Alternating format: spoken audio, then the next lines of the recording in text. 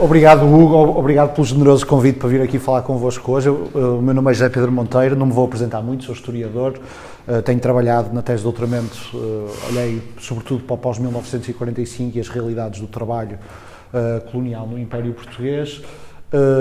Estou a trabalhar hoje temas que não são os mesmos, mas estão relacionados e sobre os quais tentarei falar um bocadinho aqui, porque se prendem com o regime mais amplo, se quisermos, de discriminação racial, ou que poderíamos chamar um regime dual de organização das populações, tanto do ponto de vista político, económico e social, que vigorou no Império Português, na verdade, desde finais do século XIX e persistiu até 1975 de formas mais ou menos explícitas. Eu agradeço o convite para estar aqui, eu tive que pensar um pouco qual é que seria o maior interesse. Sei que alguns colegas já têm estado aqui a falar mais especificamente sobre São Tomé, que é o caso mais interessante para este projeto e aquele que mais diretamente diz respeito. Eu achei que o que poderia ser mais interessante aqui era dar-vos uma panorâmica global do que é que foi esta realidade, seja do trabalho colonial, seja disto que eu acabei de intitular como o regime dual de organização das populações no Império Colonial Português. Eu começo por fazer alguns esclarecimentos. O meu foco é no Terceiro Império Português, portanto o Hugo dizia que o Brasil foi uma colónia, mas quer dizer, sai fora do escopo daquilo que eu procuro compreender aqui, ainda que depois, se eu tiver tempo, o Brasil revelar-se-á interessante novamente, precisamente porque questiona a elasticidade do conceito do colonial, não só o Brasil, mas outros países, mas nesse caso em particular, para não começar a complicar desde o início, o meu foco é no chamado Terceiro Império Português, com orientação para a África, o Império Português que se solidifica, sobretudo em finais do século XIX, inscrito naquilo que é chamado Novo Imperialismo Europeu de finais de 800 e vai até aquilo que eu estou a procurar estudar. Este Terceiro Império Português vai até 1975, com variações, obviamente, Goa em 61, Macau em 1999, mas no caso aqui o que me interessa é este complexo histórico-geográfico, o Terceiro Império Português. Há aqui também uma pequena questão que eu queria, o Hugo levantou a questão desde o início, eu tenho 25 minutos, 30 minutos, não posso perder muito tempo nisto, mas há uma distinção que me parece relativamente necessária, pelo menos uma aclaração da distinção, que é uma distinção muito periclitante, é muito provisória, que é entre escravatura e trabalho forçado, porque na verdade nós podemos falar de escravatura, trabalho forçado, trabalho compelido, servidão, peonagem, há um conjunto de práticas de trabalho coercivo que não só existiram ao longo da história, como são codificadas internacionalmente. Eu aqui baseio-me, até porque, e já perceberão porquê, baseio-me naquilo que se afirmou como a distinção, de um ponto de vista da codificação das normas internacionais entre escravatura e trabalho forçado. Quer dizer, escravatura é o trabalho coercivo mobilizado, constituindo o trabalhador propriedade de outrem. O trabalho forçado é o trabalho coercivo mobilizado sem necessariamente que o trabalhador se constitua como propriedade de outrem. Quase sempre implica de alguma forma o trabalho forçado, nesta formulação, uma intervenção do Estado, ou seja, o problema principal, há trabalho forçado obviamente executado por privados, mas para aquilo que nós vamos estar a falar hoje, na realidade do Terceiro Império Português, esse trabalho forçado não seria possível de ser tornado produtivo se não fosse pela intervenção do Estado. Ou seja, distinção, sobretudo, volto a dizer, é uma distinção precária, porque quando nós pensamos em formas coercivas de trabalho e em formas não coercivas de trabalho, nós funcionamos num contínuo com múltiplas modalidades, onde podemos chegar desde a crítica marxista de que, na verdade, o trabalho assalariado não é um trabalho livre na medida em que as necessidades humanas obrigam a que uma pessoa venda a sua força de trabalho. Pronto, isso é uma discussão que nós ficaríamos aqui 1h30. Para este efeito, uma distinção, volto a insistir, precária, trabalho forçado e escravatura. Aquilo que nós vamos falar, sobretudo, é trabalho forçado. É importante também aqui inserir este período e complexo histórico-político e geográfico numa época particular do novo imperialismo europeu, isto para dizer o quê? A reorientação portuguesa, a tentação de criar novos Brasis em África não é uma especificidade portuguesa, faz parte de um processo global que corresponde, grosso modo, à afirmação da hegemonia europeia e a avanços tecnológicos, científicos e políticos sem precedentes, que levaram a que a Europa, depois de perdido grande parte das suas possessões no chamado Novo Mundo, reorientasse e tivesse a capacidade de penetrar, ocupar e governar espaços que até então estavam fora do alcance do poder europeu, ou seja, na Ásia e na África. Um último aspecto que eu queria sublinhar aqui, ou seja, isto para dizer que Portugal não é um caso único, muitas das dinâmicas que vamos falar aqui são verificáveis, por exemplo, no Império Colonial Britânico, no Império Colonial Francês e até no Império Colonial Belga, até no tipo de formações que se calhar não tenderíamos a agrupar no grupo dos impérios coloniais europeus, mas pensarmos, por exemplo, na expansão do Império Russo na Ásia Central e a da própria União Soviética, com os seus esforços de coletivização, encontraremos padrões que são relativamente similares. Ou seja, o que eu quero dizer aqui é que o caso português, o novo imperialismo português, não é um fenómeno isolado, é um fenómeno histórico em articulação com transformações mais vastas das realidades sociais, políticas a uma escala mundial. Um último aspecto, que é aquele que me levou a fazer a investigação sobre trabalho forçado, ou seja, nós podemos olhar para o problema do trabalho forçado colonial a partir de diversas perspectivas. Há quem olhe sobretudo a partir de uma perspectiva local, percebendo como é que eram as práticas da regimentação do trabalho, como é que eram as formas de organização do trabalho, quais é que eram as formas de resistência a esse trabalho forçado. Aquilo que eu procurei estudar ao longo dos anos, até porque a minha formação original em relações internacionais foi como o problema do trabalho forçado se constituiu como matéria de interação internacional, sobretudo com um foco muito particular naquilo que eram as organizações internacionais, algumas existentes desde finais do século XIX, mas que são sobretudo consolidadas após 1919 com a criação da Sociedade das Nações e depois ainda mais a partir de 1945 com a criação da Organização das Nações Unidas. Foi exatamente esse o escopo cronológico da minha investigação de doutoramento, o período pós-1945, em que se assiste a uma internacionalização de uma profunda aceleração da internacionalização de um sem número de áreas sociais e políticas, desde a educação, a ciência, o trabalho, mas também a uma transformação, se quisermos, normativa e ideológica sobre a qual assentava a organização do mundo e diversas formas de organização política. Portanto, este foco no internacional é particularmente importante para mim e também é disso que vos falarei. Ora, como vocês sabem, entrando no problema exatamente do trabalho forçado, o Império Português é um império, como eu dizia, que fez parte, ou o Terceiro Império Português fez parte de uma vaga de reorientação geopolítica e de reconfiguração geopolítica de vários impérios europeus. Teve aspectos comuns, mas teve também particularidades. Uma delas foi a relativamente tardia abolição da escravatura no Império Português, que só se consumará entre 1869 e 1878, em grande medida resultado de pressões internacionais, desde logo pela principal potência abolicionista, o Reino Unido. Tem como protagonista cimeiro o Marquês de Sá da Bandeira, mas a abolição da escravatura, e eu creio que não será novidade para ninguém aqui, no Império Português é feita com muita resistência desde logo que se organiza em torno do problema de como indemnizar os proprietários de pessoas escravizadas, mas também com preocupações acerca de como manter um império colonial sem a escravatura, um império colonial que se cria então em expansão a partir de finais do século XIX. Ora, houve aí um consenso, que até o próprio Marquês de Sá da Bandeira se integra, que a solução passa, grosso modo, por ilegalizar a escravatura e o tráfico de escravos. O tráfico de escravos é abolido no Império Português na terceira década do século XIX, a escravatura só bastante mais tarde, só no último quartel do século XIX, mas há um relativo consenso de que as necessidades de exploração económica, ou se quiserem da missão civilizadora, como se dizia então em África, obrigaria a encontrar incentivos não económicos para os africanos trabalharem. É uma história longa, o Frederick Cooper, por exemplo, tem alguns estudos bastante interessantes sobre como as primeiras ideias abolicionistas acabam por sucumbir nas Caraíbas quando se percebe que os instrumentos, aquilo que se pensa serem os instrumentos económicos aos quais responde uma mentalidade e uma racionalidade moderna, não funcionam nas Caraíbas. A mesma situação acabaria por contaminar o pensamento de uma série de ideólogos finais do século XIX que acreditam que para ocupar efetivamente aquilo que eram as novas posições portuguesas, e é importante relembrar aqui que a Conferência de Berlim, 1884-1885, tinha estabelecido que o critério da ocupação e da legitimidade soberana já não eram os direitos históricos, mas sim a ocupação efetiva, era necessário para esse efeito dar provas de conseguir governar estas populações e torná-las produtivas.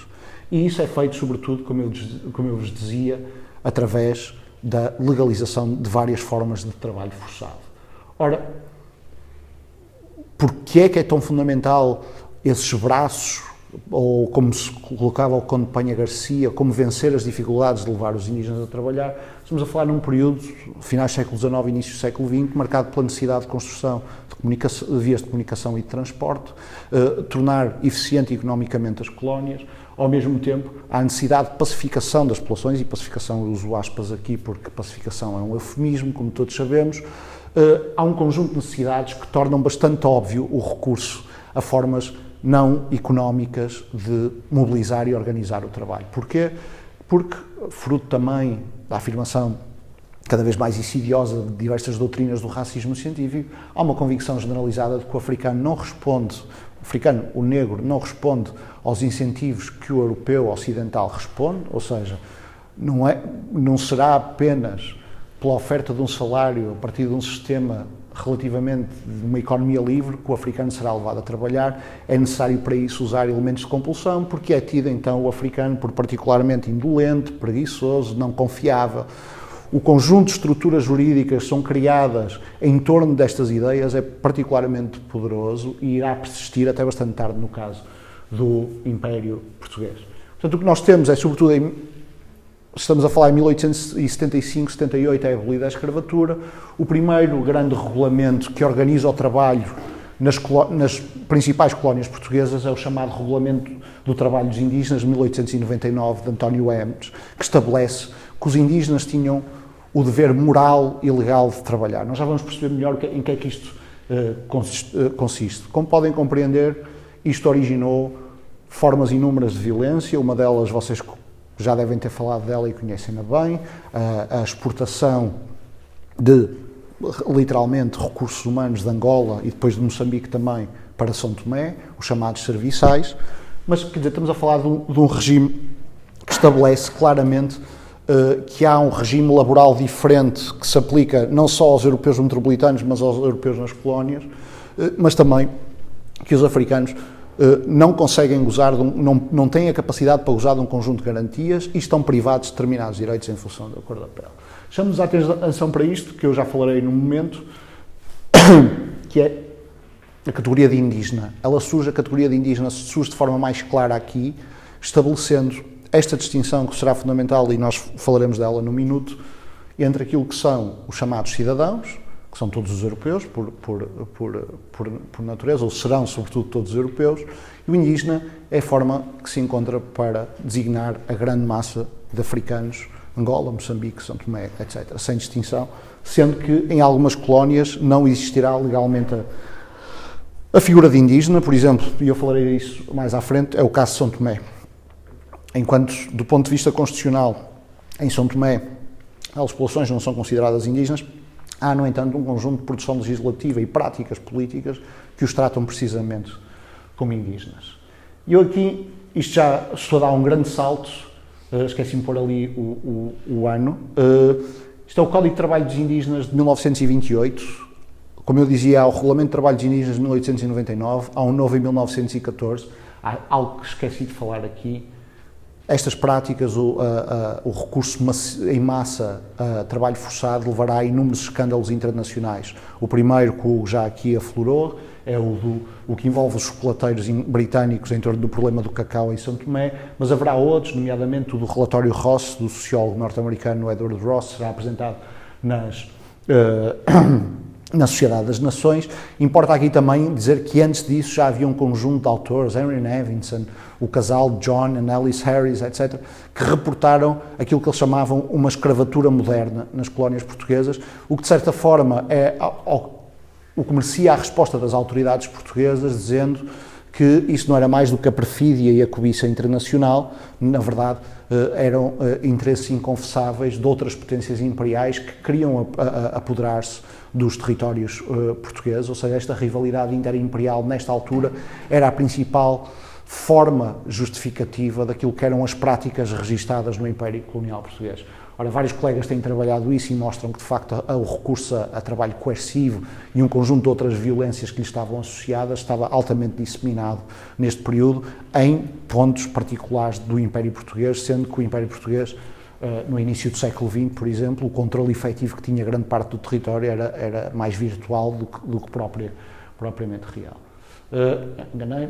Aqui vocês podem ver um aspecto que é central e que eu vos queria chamar a atenção, é o Código de 1928, houve de 1899, houve um novamente em 1914, e o que é engraçado, o que é curioso reparar, é que a maior parte destes códigos, o de 1914 e 1928, respondem muito diretamente àquilo que foram os escândalos internacionais sobre as práticas de trabalho forçado no Império Português.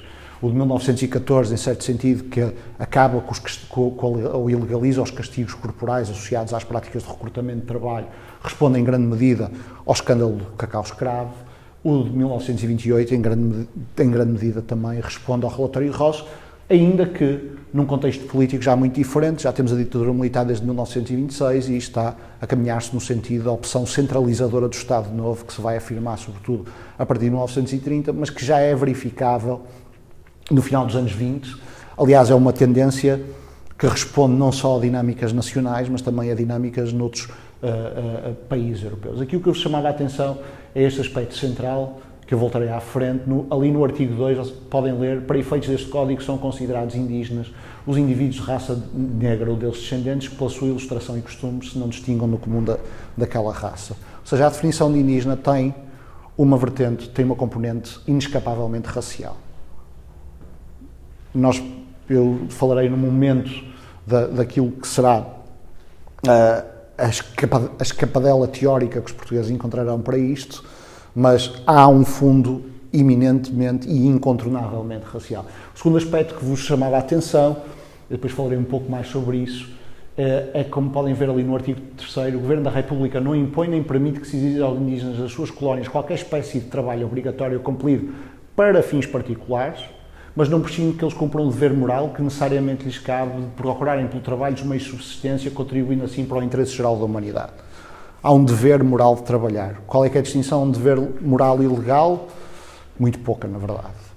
Porque, e já vos falarei disso mais agora mesmo à frente, mas este Código de Trabalho dos Indígenas de 28, quer dizer, este conceito indígena vem já desde 1899 e não é por acaso que é precisamente a partir de um regulamento do trabalho que se estabelece a categoria que vai organizar primeiramente as sociedades coloniais. Não é por acaso que é num regulamento de trabalho, porque era considerado que o indígena, ou seja, o africano, negro, como perceberam, inapelavelmente, tinha como principal missão e o seu principal dever era trabalhar. E isso é, em certo sentido, claro que não esgota tudo o que é a política colonial portuguesa, mas é de facto a pedra angular da política colonial portuguesa. É este entendimento que é dado do indígena. E não é por acaso que só surgirá um estatuto jurídico que de facto organiza estas populações, tanto de um ponto de vista administrativo, tanto do ponto de vista do sistema de direito em que se inscreve, depois de existirem códigos de trabalho indígena. É o que vai acontecer com a consolidação dos estatutos indígenas entre 1926 e 29. O Estatuto dos Indígenas estabelece um conjunto de questões. A primeira, a definição de indígena é essa mesma, todo aquele indivíduo de raça negra que não se distingue do comum da sua raça. Ou seja, a esmagadora maioria das populações coloniais angolanas, moçambicanas, da Guiné-Bissau, há uma diferença para São Tomé e Príncipe e para Timor, mas a esmagadora maioria dessas populações será considerada indígena. O que é que isso implica? Implica, para começar, que tem o dever moral de trabalhar, que é uma coisa que o cidadão europeu não tem.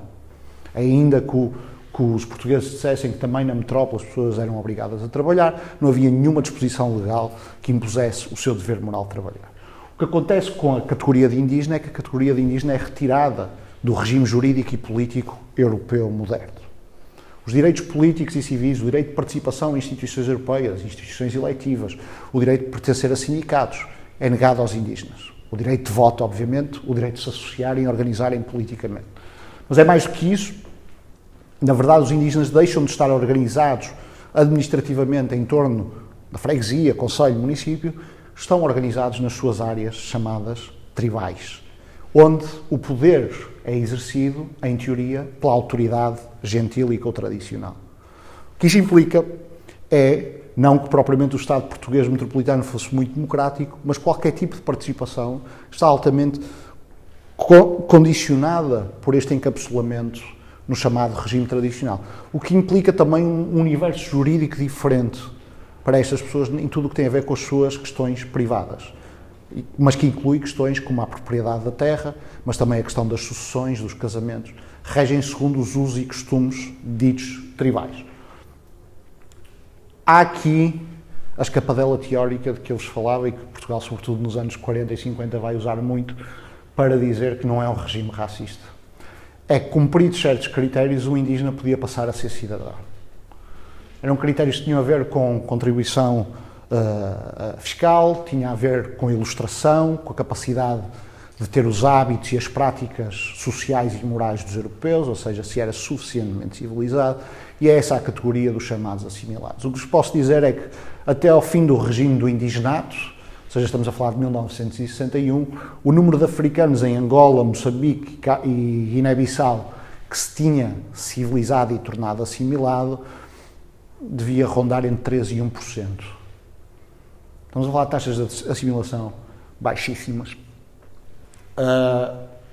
O outro aspecto central desta questão, e que pode parecer uma contradição nos termos, mas é perfeitamente aceitável à época, é a ideia de que o critério racial é inescapável. Se alguém fosse um lavrador em Trás-os-Montes que não soubesse ler e escrever, que não tivesse as práticas e os hábitos ilustrados por europeus, continuava a ser cidadão. O critério racial aqui é fundamental e, como vocês vão perceber no momento, há um conjunto de efeitos que se arrastarão no tempo. O Código de Trabalho dos Indígenas é, ao mesmo tempo, que o que eu chamaria a este período entre 1926 e 1930, 33, há uma espécie de reconfiguração e reforço do regime colonial português ao longo de determinadas linhas de centralização política e administrativa, mas também ao mesmo tempo de rigidificação daquilo que são as práticas de discriminação racial.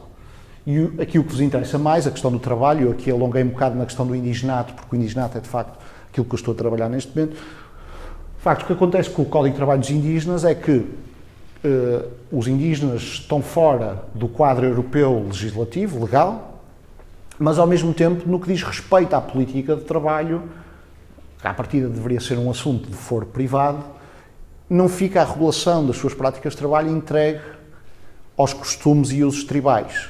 Há uma lei escrita de direito europeu que regula o trabalho, mas que é diferente da lei que regula o trabalho para os cidadãos, o Estatuto do Trabalho. E esta lei o que é que implica? Como vimos, deixou de existir o dever legal e moral de trabalhar. Na verdade, trata-se de uma alteração que procura, sobretudo, responder a pressões internacionais e também a alguns debates que se acentuam com a queda da República, mas ao retirar o dever legal, mas ao estabelecer o dever moral, há pouca diferença para a grande massa indígena africana. Porquê? Porque as autoridades administrativas, fazendo um pequeno rewind, quando eu digo que as populações indígenas estão nas comunidades tribais sob as suas autoridades, essas autoridades estão obviamente subordinadas ao poder discricionário da autoridade colonial, não é? E essa é que é aqui a armadilha que, na verdade, sob uma capa de autonomia e de respeito pela tradição, na verdade está-se a criar instrumentos e uma forma de organização política que desapossessa as populações indígenas de um conjunto de direitos e instituições que permitiriam velar pelos seus interesses. Aqui no que diz respeito à questão do trabalho, como vos digo, não é o problema do trabalho, não há qualquer veleidade de deixar às autoridades tribais, etc. Há uma lei escrita, direito europeu, que é aplicado. E quando falamos de dever moral, estamos a dizer, e não legal, estamos a dizer que não há nenhuma norma que obrigue legalmente o indígena a trabalhar, mas a autoridade administrativa pode verificar se o indígena cumpriu ou não cumpriu o seu dever moral. Como é que faziam isto? Sobretudo nesta altura, com a criação da chamada caderneta indígena, que é diferente do bilhete de identidade que os europeus têm. Uma caderneta indígena que também tem uma particularidade que é em si própria ilustrativa, é que anota o número de dias ou meses que o indígena trabalhou para que empregador e que permite à autoridade colonial interpelar o indígena, nomeadamente quando ele tenta mover-se dentro do território, sobre os seus deveres de trabalho, se estão cumpridos ou não. Isto variava de colónia para colónia. Em Angola era obrigatório empregarem-se 6 meses a cada ano, em Moçambique era 1 ano a cada 2 anos, mas havia este dever moral que depois muitas das vezes, e este é um aspecto que eu vos chamo a atenção, eu estou aqui a falar do enquadramento legal. A prática real em sociedades em que não havia, muitas destas populações estavam desprovidas de qualquer direito, não havia instituições que verdadeiramente zelassem pelos seus interesses, sociedades com um tecido social frágil a vários níveis. Muitas vezes a prática era bastante pior do que o que a lei admitia. E o que temos aqui muitas vezes é as autoridades administrativas a verificarem se os trabalhadores indígenas cumpriram os seus deveres de trabalho e, caso não o tivessem feito, obrigando-os a contratarem-se tanto para o setor público como para o setor privado. Isso é outra diferença que há entre o Código 14 e o de 28, que já responde aos debates que estão a dar-se na Sociedade das Nações e que se vão confirmar com a primeira Convenção sobre o Trabalho Forçado na OIT de 1930, que é o trabalho forçado é ilegal para fins privados. Ora, a legislação portuguesa diz que ele é ilegal para fins privados, mas não é fácil, primeiro isso não acontece, e depois há um argumento particularmente importante aí, que é, por exemplo, argumentar que a autoridade encorajar os trabalhadores a recrutarem-se não é obrigá-los a trabalhar. E há o recurso, quando eu andei a ver as fontes todas das inspeções, fala-se muito de encorajamento.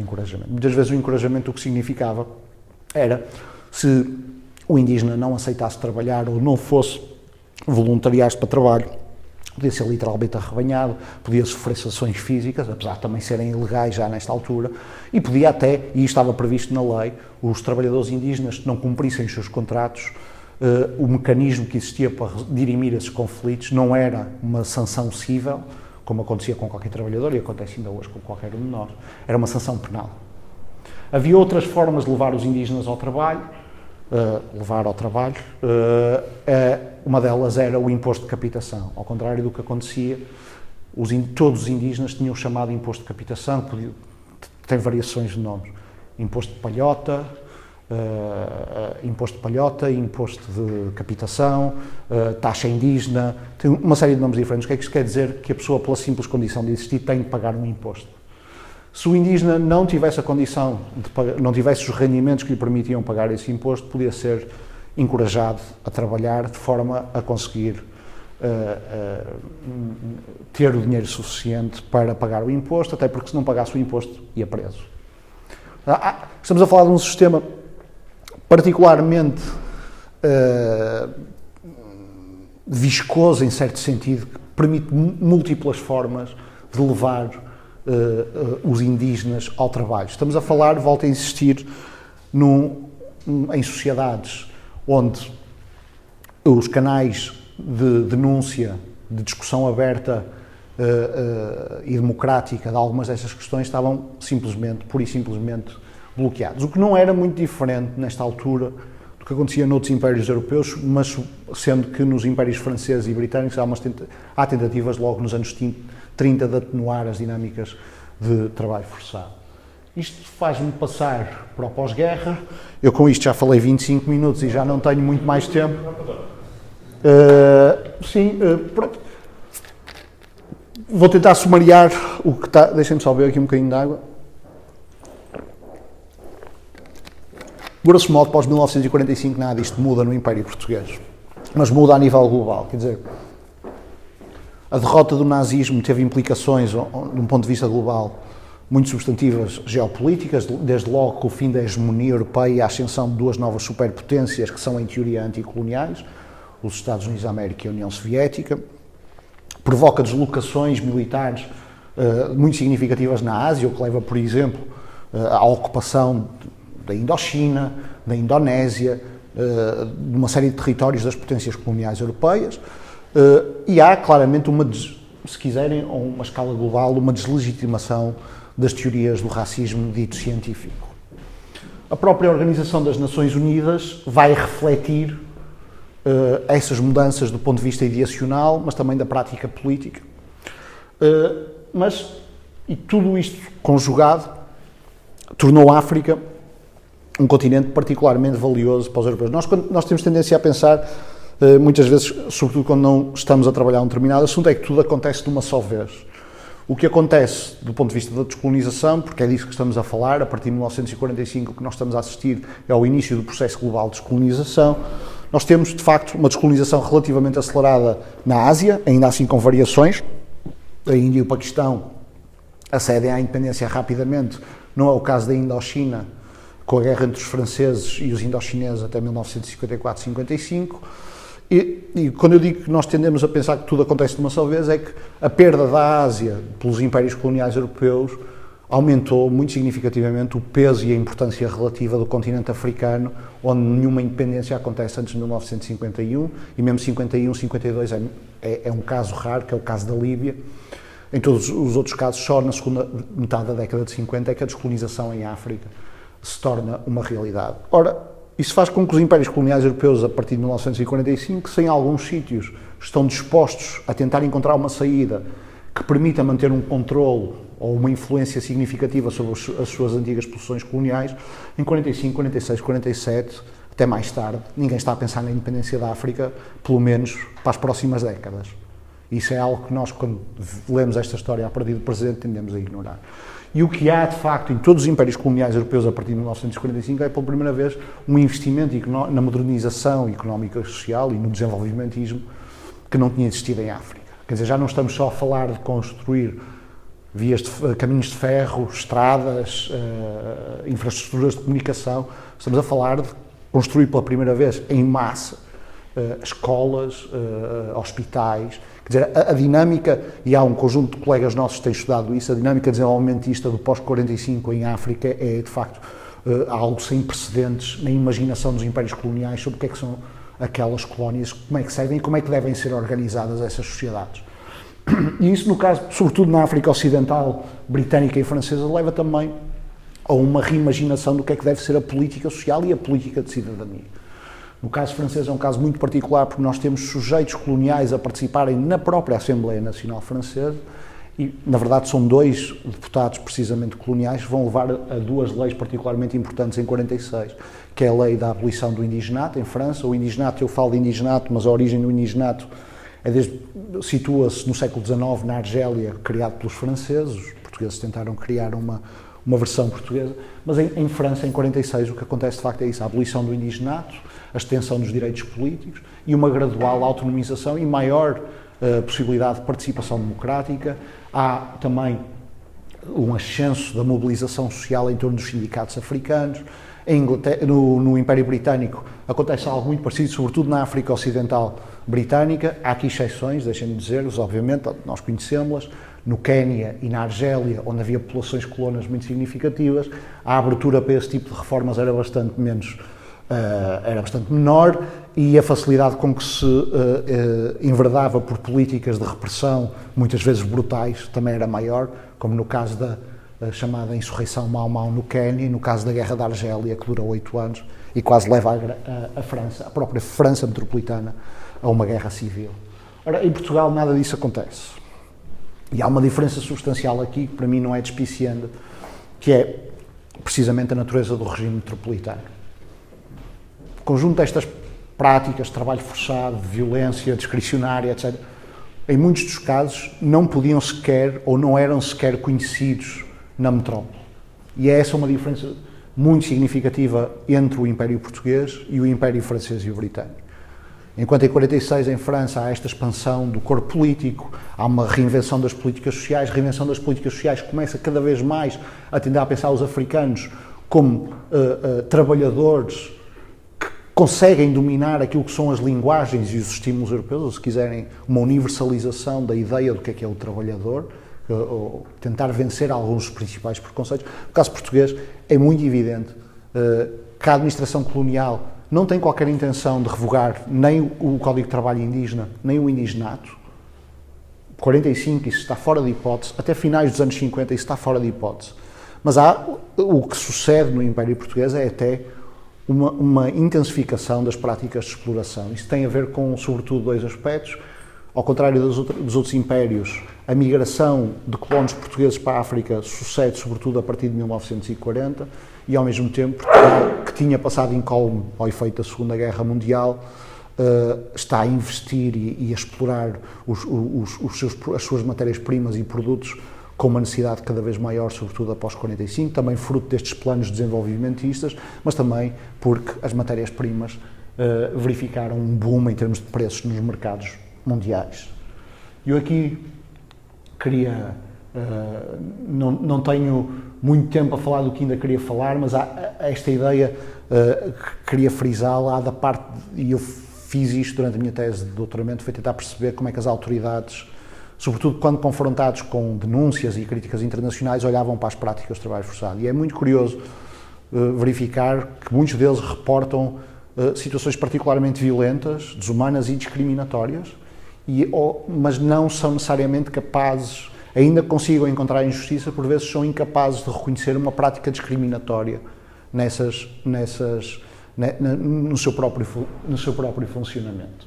Há aqui um problema também, que é os movimentos de libertação nacional, que se começam a formar sobretudo na segunda metade da década de 50, começam a ficar cada vez mais interventivos, não tanto do ponto de vista local, porque no final da década de 50, para quem não sabe, é também quando a PIDE cria as primeiras delegações nas colónias africanas, mas também, quer dizer, não havia grandes canais de denúncia, mas sobretudo internacionalmente os movimentos de libertação começam a fazer-se ouvir, sobretudo no seio da ONU, e associam cada vez mais o problema do trabalho forçado como um dos aspectos mais demonstrativos do errado da política colonial portuguesa e do errado do poder político português de recusar qualquer reforma, esqueçam sequer de falar sobre descolonização. A pressão intensifica-se e eu posso-vos dizer do que tenho estudado em várias organizações internacionais, há dois aspectos que aqui no final dos anos 50 começam a ficar cada vez mais associados aos portugueses, é quase a sua imagem de marca internacional, é a prática do trabalho forçado, em grande medida alimentada também por denúncias de redes missionárias protestantes, que muitas vezes estão em contacto com estes movimentos de libertação anticolonial, e é a questão do indigenato e daquela taxa que eu vos falava, ou seja, do falhanço absoluto, ou se quiserem nem é o falhanço, porque na verdade nunca ninguém quis verdadeiramente assimilar ninguém, é o falhanço das políticas de assimilação espiritual, como lhe chamava Adriano Moreira. E isto torna-se particularmente importante a partir de 55, sobretudo na ONU, porque Portugal, não sei se vocês sabem, qualquer Estado, quando entra na ONU, segundo o artigo 73, tem que informar se governa territórios não autónomos, que é o nome que se encontrou grosso modo para colónias. Portugal disse que não governava nenhum território não autónomo. Não, recusou-se a responder, mas quando respondia dizia Portugal não se recusou a responder. Respondeu, Portugal não governa nenhum território não autónomo, porque desde 1951 todas as colónias tinham passado a ser províncias ultramarinas. E como eram províncias ultramarinas e não territórios não autónomos, eram tão independentes como o Minho ou Castelo Branco, etc. Ora, desde 45 também na ONU, esse tipo de resposta dos poderes coloniais começa a ser cada vez mais contestado e começa a ser cada vez mais escrutinado. E quando Portugal diz não, nós não temos nenhum império colonial, não temos colónias, Angola é independente com a independência de Portugal, dizia Salazar, muitos dos delegados, e sobretudo tem que ter em conta que os delegados na ONU, estava a crescer o número de delegados que tinham sido sujeitos coloniais, diziam, então, mas se Portugal é um país continental, multirracial, porque é que os cidadãos negros não são cidadãos? Porque é que só 1% dos angolanos são cidadãos portugueses? Eles votam? Quantos deputados elegem? Porque, quer dizer, até ao fim do Império, Angola, que tinha tantos habitantes como em 75 como Portugal, elegeu muito menos deputados do que o Portugal metropolitano. Ou seja, esta tese da unidade nacional falhou redondamente. Eu estou a escrever agora alguns artigos que devem estar a sair sobre precisamente como Portugal inventou a tese da unidade nacional, não é o mais interessante aqui, mas isto é só para vos dar um exemplo. O Hélio Esteves Felgas foi um administrador no Congo, depois veio trabalhar para o Gabinete dos Negócios Políticos do Ministério do Ultramar e foi alguém que comprou algumas guerras internamente. Mas isto é de 1956, quando ele era governador do Congo, e ele diz qualquer coisa assim, não é possível ainda haver voluntários nas regiões de café. O trabalho é obrigatório e impróprio de uma nação civilizada, mas o trabalho livre no ultramar é, por enquanto, uma ilusão. E ele defendia, então, o trabalho orientado. Os portugueses tinham sempre uma extraordinária imaginação para encontrar formas de explorar, não lhe chamando de trabalho forçado ou trabalho obrigatório. Mas isto para vos dizer, isto pode dar vontade, é fácil rirmos disto, mas isto isto aqui não é uma questão moral, este chamado de atenção que eu vos chamo não é moral. De facto, isto era das pessoas que estava mais preocupada em tentar mudar as coisas, ou seja, O facto de vivermos num regime autoritário e metropolitano, eu tenho insistido, porque acho que com o tempo perdeu-se um bocado, deixou de se insistir nessa ideia. O facto de existir um regime autoritário e metropolitano que depois se extravasava para as colónias tinha, obviamente, impacto. Não era possível noticiar o caso de um massacre. Não era possível noticiar que naquela fazenda tinham sido encontrados 30 trabalhadores agrilhoados. Isto não podia ser discutido nos jornais e na imprensa livremente. Não podia ser discutido nas instituições políticas. Quer dizer, naturalmente, a imaginação social e política destas pessoas tinha que ser coartada. Não, havia limites impostos. Não se tratava de serem más ou boas pessoas. Havia limites institucionais, estruturais, que impediam que processos que se deram, apesar de tudo, noutros impérios coloniais, se dessem no Império Português. E eu já estou a falar há muito tempo. Isto é, só para terminar, isto é uma foto, está nos arquivos da OIT, de uma comissão de inquérito que foi constituída depois do Ghana, que tinha se tornado independente, do governo do Ghana, que se tinha tornado independente em 1957, apresentar em 1961 a primeira queixa na Organização Internacional do Trabalho de um Estado contra outro, e foi contra Portugal, por violação da Convenção do Trabalho Forçado. Ora, isto para chegar aonde, como vocês sabem, início de 1961, um dos grandes argumentos portugueses para contrastar com os outros impérios e a descolonização, a sua recusa em descolonizar, como estavam a fazer britânicos, franceses, é que não havia, segundo os portugueses, qualquer sinal de insatisfação no Império Português.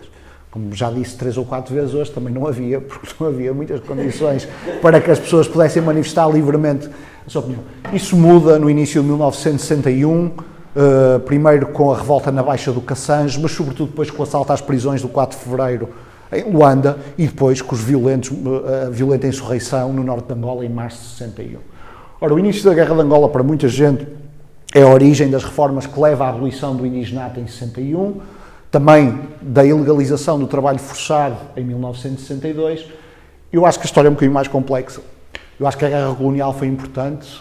Há quem entenda que foi o Adriano Moreira, supostamente com um espírito humanista precursor, que levou a cabo estas reformas e que procurava reformar. Eu não descarto estes argumentos, mas acho sobretudo, e isso é muito evidente nos arquivos, que o início da guerra em Angola levou a um processo particularmente importante para Portugal, que teve a ver com a agudização da internacionalização da questão colonial portuguesa.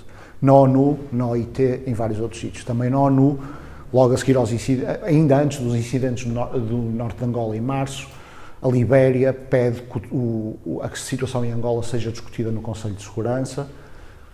Portugal começa a estar sob um escrutínio muito mais apertado e não se trata só disto. A própria posição da administração norte-americana com Kennedy muda em relação às questões coloniais e os portugueses percebem, com a descolonização a avançar noutros países, que é preciso mudar alguma coisa. Sobretudo, nós tendemos a achar, mas há esta ideia do orgulhosamente sós, do Estado Novo, completamente mentira. O Estado Novo, desde muito cedo, está sistematicamente a monitorizar o que se passa noutros sítios.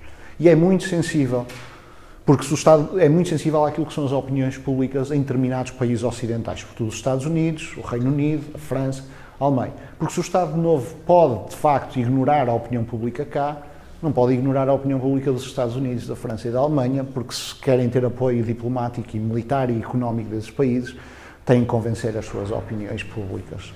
Portanto, o meu argumento é que as reformas de 61, de facto, a 6 de setembro de 61, o Adriano Moreira revoga o Estatuto do Indígena, curiosamente no seu dia de anos.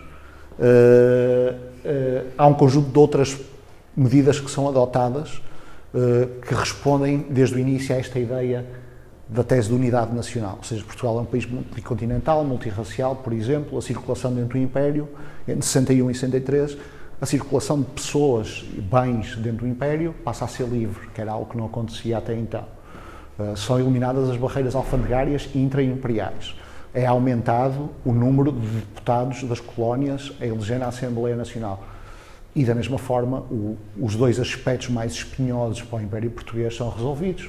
Os dos indígenas, acabando com o regime do indigenato, e o do trabalho forçado, acabando com o Código de Trabalho Indígena.